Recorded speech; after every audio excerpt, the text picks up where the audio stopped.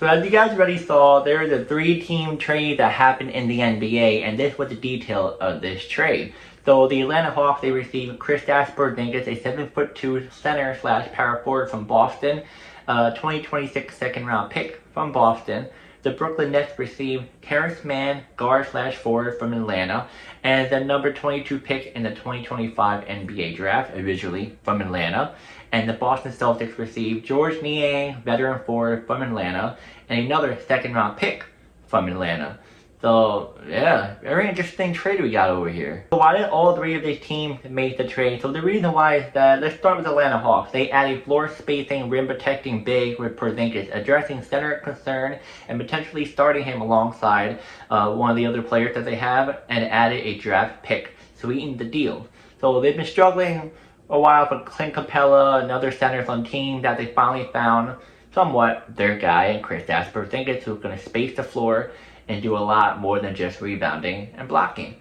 As for the Nets, they bolstered their draft capital, new hold 5 first-round picks, the number 8, the number 19, the number 22, the number 26, and the number 27, while getting a depth wing in man. So they have all this draft picks, and they're going to end up actually rebuilding from the ground up, it looks like, and they get a guard in Terance Mann, who's still young, who might be their starter or might be their, bench player.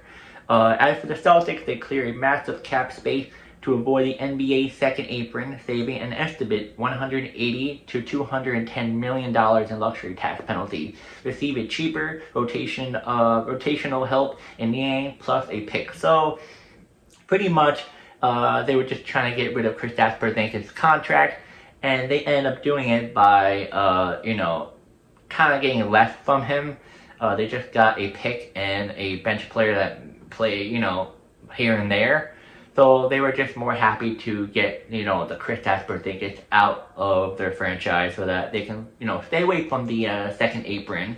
And, they want to try and avoid the penalties from that. As you know, if you go to the penalty of the second apron, they take away not only draft capital, but also they'll fine you. Yeah. Now let's talk about the key player impact. The key player impact, Kristaps Porziņģis, he averaged 19.5 points per game, 6.8 rebounds per game. He shot 41.2% from the 3, despite playing just 42 games this season. Brings elite spacing and shot blocking, though injuries risk remain. So, yeah. As for Terance Mann, he averaged 7.7 points per game in 30 games for Atlanta, provides Brooklyn moderate bench scoring with room to grow. And Georges Niang, veteran sharpshooter, averaged 12 points per game with a career in bench role, fits Boston's need for space and experience. So I'm going to give you guys my thought on this trade. So I feel like this is very interesting because I never saw a trade like this before. As I've just told you how I've started to process everything right now, I want to see who is the winner for this trade. I'm going to say it's either between the Celtics and the Nets, but I'm going to lean towards the Nets a little bit more. And I'm going to give you my reasons from, top, middle, and the winner. So I'm going to start with the Hawks first. I think this is not a smart move for the Hawks. You get a center in Kristaps Porziņģis who's injury prone. Yes, you kind of, saw the answer in center, but not really, because you're not going to be able to play him that much. You're also going to be worried, what if he's out? Who's going to fill in? Is Clint Capella going to still be there? Some other rookie center behind Kristaps going to play for him? It's a very big risk that Atlanta's doing. It's kind of silly to get Kristaps. It doesn't make any sense. As for the pick, it's a pick.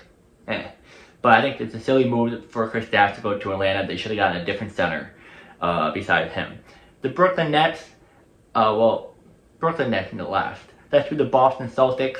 The Boston Celtics, you get a veteran power forward in Georges Niang. As I saw him this past season, he's not that bad. I feel like he is somewhat decent. He has some nights he'll drop like 15 points. I'm like, whoa. And he looks like one of those LA Fitness guys who can drop a couple of buckets. I'm not going to say he's good. He's pretty good. But that's if he gets to, cook a little bit. But I think that's a good bench piece for Boston. No, not amazing, but it's something. It's going to help Boston a little bit out. And then you get a pick, my bad. You get a pick, which is a pick. But we're going to talk about the salary cap. So the salary cap is something that's pretty good for Boston right now. They just got rid of Jrue Holiday. They just got rid of Kristaps. And they're trying to avoid the second apron. If you hit the second apron, you pretty much get a penalty by, I think, money and draft picks, if I'm correct on that.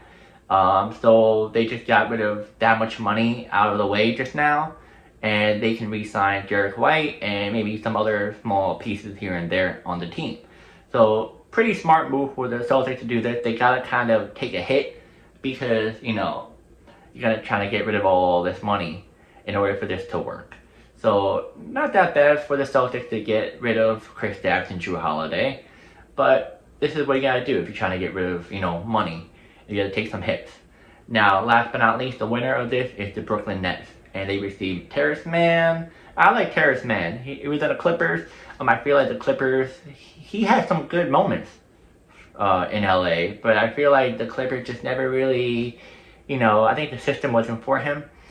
And they went to Atlanta. I didn't really see that much him in Atlanta. I feel like it was just small here and there. So I kind of lost interest in watching the Hawks for a little while. But he is a good player. He is a good player. He has a lot of room he has a lot of room to grow. And I feel like he might be a starter for the Nets this, you know, season coming up. So who knows? Maybe he'll still be a bench, but that whole Nets team is gonna be young and hungry, so he'll compete for a starting spot or bench. Who knows? As for the picks, that is the biggest one I want to talk about. Terance Mann is, I think, the better one out of all the other players that they were added, but the picks was even better, and it was a winner because you have 5 first-round picks.